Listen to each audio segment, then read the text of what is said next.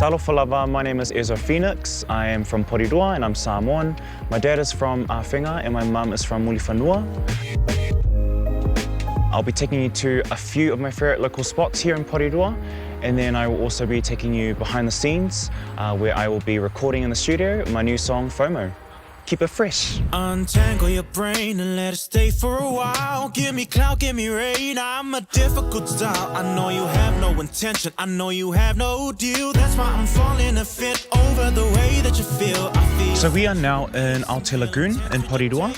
This is my absolute most favourite spot. I love to come here and go for runs, to relax, get away, and most importantly, I come here to write. That good. This is where I write my songs, me and a notepad and a pen. So Ezra Phoenix is my artist name. Ezra Phoenix is a alter ego, you could say. And I guess Ezra is the one that expresses and says everything that I don't feel comfortable saying. I'm someone who is very outgoing and outspoken, but with Ezra Phoenix, it's a whole another level of, speaking his truth, and I still haven't quite figured out who exactly Ezra Phoenix is, and it's still a journey that I'm on. But he has evolved over time, the last couple of years, with every new song that I put out. Yeah, I'm excited to see where he goes, and I'm excited for everyone to be a part of his evolution. Yeah, this place is real significant. I love to come to big bodies of water, beach, ocean. It's a great way for me to rejuvenate, recenter, refocus.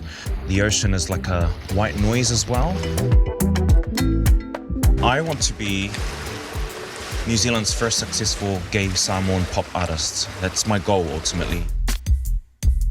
But I didn't realize that was my goal until I started pursuing my music career, and sort of my sexuality naturally weaved itself into my music. Being open about my sexuality is something really key to being Ezra Phoenix. I have no tricks. I've always been aware of my sexuality from a very young age, and I've always been proud of that. Being an artist is a tool that I can use to express my sexuality. So my second music video clip, Diamond Dress, I filmed it with my 4 sisters. The idea behind that video clip is to sort of break down the expectation we place on our children based on their gender. In many Pacific Island families, we raise boys and girls differently, and that really does affect their outlook on life. So Diamond Dress was about breaking down those barriers, breaking down those gender stereotypes. Yeah, that's what the music clip's message is about.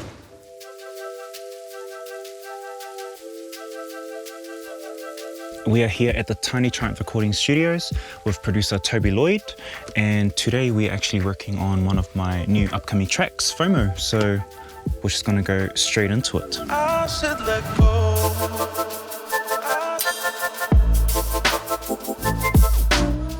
We were introduced in March 2019, and then we only started working together in June, so that's a few months after March. Yeah, I mean, working with Ezra Phoenix is always amazing. Like, every single song, we're working towards the idea of who Ezra Phoenix actually is, and so we're trying to encapsulate that in the music and different parts of who Ezra Phoenix is.